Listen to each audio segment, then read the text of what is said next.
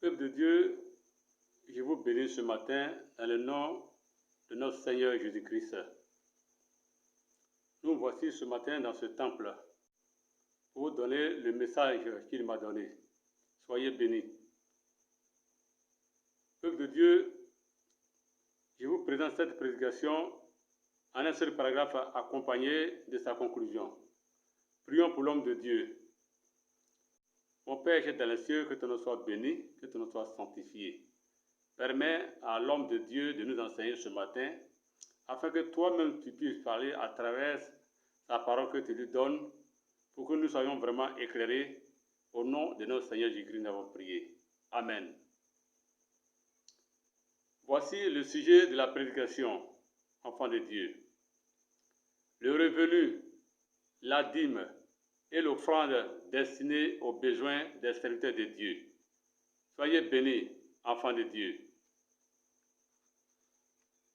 Paragraphe 1. Peuple de Dieu.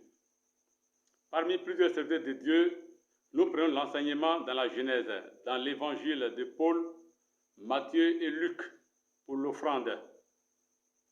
L'offrande, nous vous donnerons sa définition littéraire. Soyez bénis, enfants de Dieu. Peuple de Dieu, après la présentation du plan de cette prédication, donnons la bonne nouvelle. Paragraphe 1 et sa conclusion. Peuple de Dieu.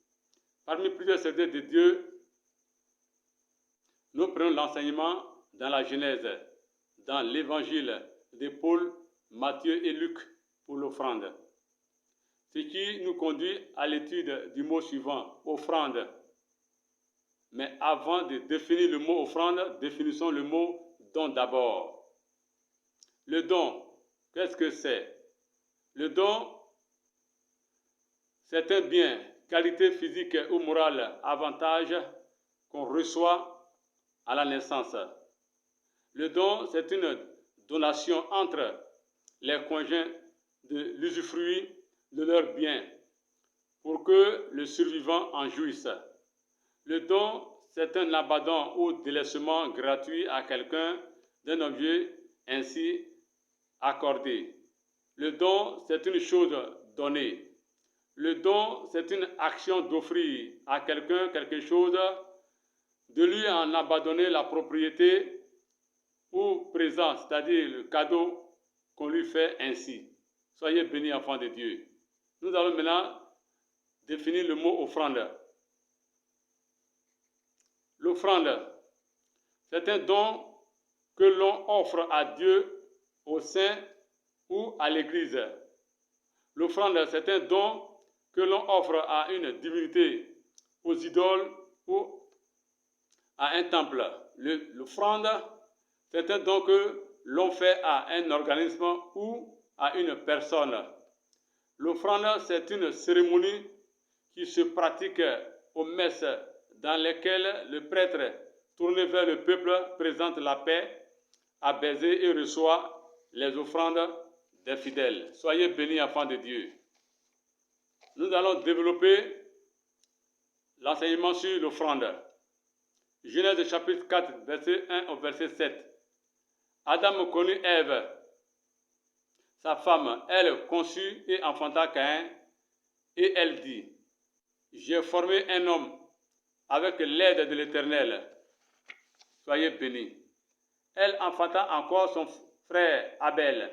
Abel fut berger et Caïn fut laboureur. Au bout de quelque temps, Caïn fit à l'Éternel une offrande des fruits de la terre. Et Abel, de son côté, en fit une des premiers-nés de son troupeau et de leur graisse. L'Éternel porta un regard favorable sur Abel et sur son offrande. Mais il ne porta pas un regard favorable sur Caïn et sur son offrande. Caïn fut très irrité et son visage fut abattu. Soyez bénis, enfants de Dieu. Et l'Éternel dit à Caïn, « Pourquoi es-tu irrité? Et pourquoi ton visage est-il abattu? Certainement, si tu agis bien, tu relèveras ton visage, et si tu agis mal, le péché se couchera à la porte et ses désirs se porteront vers toi. Mais toi, domine sur lui. Soyez bénis. Hébreux chapitre 5, verset 1 au verset 5. En effet, tout souverain sacrificateur pris du milieu des hommes est établi pour les hommes dans le service de Dieu afin de présenter des offrandes et des sacrifices pour les péchés. Il peut être indulgent pour les ignorants et les égarés, puisque la faiblesse est aussi son partage. Soyez bénis, enfants de Dieu. Et c'est à cause de cette faiblesse qu'il doit offrir des sacrifices pour ses propres péchés comme pour ceux du peuple. Nul ne s'attribue cette dignité s'il n'est appelé de Dieu comme le fut Aaron. Et Christ ne s'est pas non plus attribué la gloire de devenir souverain sacrificateur, mais il la tient de celui qui lui a dit « Tu es mon fils, je t'ai engendré aujourd'hui. » Soyez bénis. Matthieu chapitre 5, verset 23 au verset 24. Si donc tu présentes ton offrande à l'autel et que là, tu te souviens que ton frère a quelque chose contre toi, laisse là ton offrande devant l'autel et va d'abord te réconcilier avec ton frère, puis viens présenter ton offrande. Soyez bénis. Luc chapitre 21, verset 1 au verset 4. Jésus ayant levé les yeux, vit les riches qui mettaient leur offrande dans le tronc. Et il vit aussi une pauvre veuve qui mettait 2 petites pièces. Et il dit, je vous le dis en vérité, cette pauvre veuve a mis plus de tous les autres, car c'est de leur superflu que tous ceux-là ont mis des offrandes dans le tronc. Mais elle a mis de son nécessaire tout ce qu'elle avait pour vivre. Soyez bénis, enfants de Dieu. Je vais vous expliquer ce qu'on appelle l'offrande. L'offrande, on doit donner l'offrande à l'homme de Dieu. L'homme de Dieu qui est le reflet de la gloire de Dieu et l'empreinte de sa personne. C'est lui seul qui doit bénéficier de toutes ces choses-là. C'est pourquoi on doit lui faire face. Parce qu'il prie pour nous et il nous enseigne la parole de Dieu pour que nos voix soient changées. Soyez bénis. Donc l'offrande, ce n'est pas nécessairement l'argent. L'offrande peut être l'argent, ça peut être les vivres, ça peut être les présents, c'est-à-dire les cadeaux. Les vivres, c'est quoi? C'est les aliments vivriers, c'est-à-dire les sacs de riz, le sel, l'huile, le savon. Tout ce que vous avez à la maison et que vous consommez, vous pouvez aussi envoyer à l'église matin, le dimanche, pour que l'homme de Dieu aussi en profite. Si tu peux aussi déposer l'argent, tu peux déposer l'argent, mais on ne t'a pas obligé. Tu peux envoyer aussi le savon, tu peux envoyer de l'huile, tu peux envoyer, c'est-à-dire la graine, les piments, tout ce qu'on peut consommer à la maison, tu peux envoyer en dehors de l'argent. Tu peux aussi faire, c'est-à-dire des cadeaux qu'on appelle les présents. Tu peux aussi en faire à l'homme de Dieu.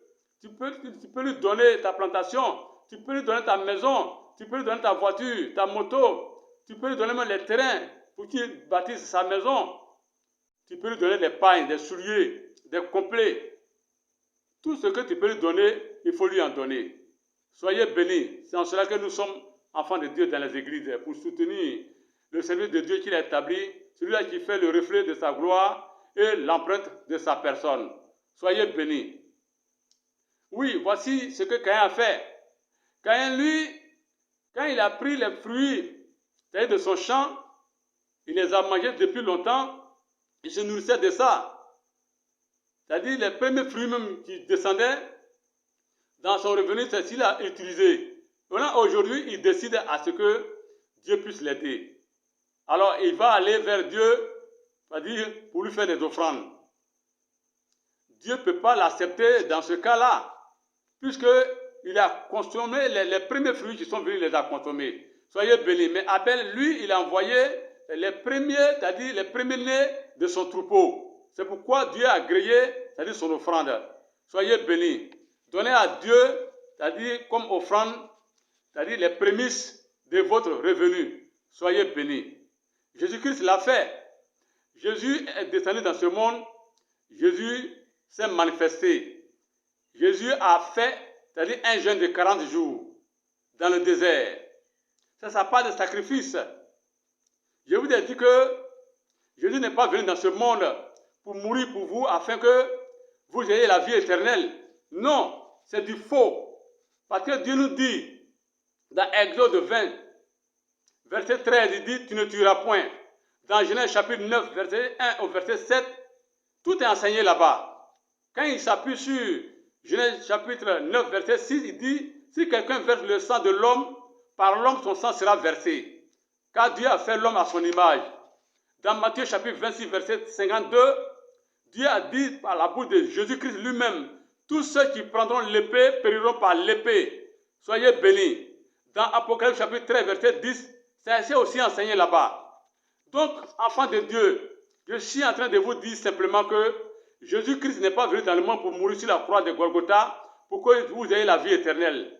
Oui, comprenez mieux la parole de Dieu et faites très attention à ce que vous êtes en train de faire. Vous dansez dans les églises par rapport à la mort de Jésus-Christ. Parce que Jésus est mort, le sang de l'agneau m'a lavé. Mais qui vous a dit toutes ces choses-là? Dieu n'est pas un Dieu d'injustice.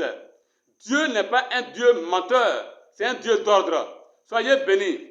Le sacrifice que Jésus-Christ a fait, c'est-à-dire renferme l'intransigeance, l'indulgence, la faiblesse. C'est-à-dire la deuxième naissance, qu'on dit il est né de nouveau. Le célibat, Jésus-Christ n'a pas connu de femme dans ce monde. Le jeûne de 40 jours, la victoire sur la mort, parce que les gens l'ont envoyé, c'est-à-dire à la mort, c'est-à-dire selon leur volonté. Les enfants d'Israël craignaient César et son groupe. Ponce Pilate ne voulait même pas, c'est-à-dire qu'on touche même Jésus-Christ. Mais c'est les Israélites eux-mêmes qui ont décidé à ce que Jésus-Christ soit crucifié sur la croix de Golgotha. Parce qu'ils trouvaient qu'il les embêtait.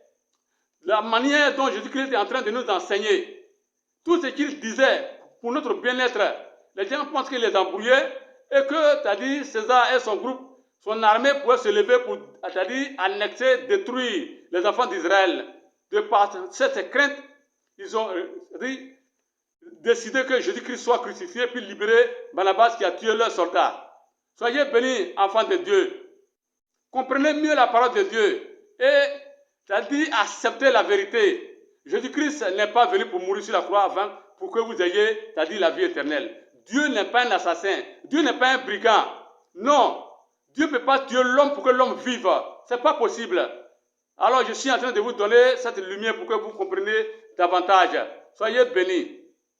Si vous voulez donner à Dieu, c'est-à-dire quelque chose de sérieux, je pense que l'offrande peut se faire dans la paix. Si tu sais que dans la maison où tu te trouves, la paix n'est pas avec toi, tu es, c'est-à-dire, en conflit à ton frère, ton voisin, va d'abord s'aimer la paix. Il faut visiter ton frère, il faut visiter celui à qui tu es, c'est-à-dire en palabre.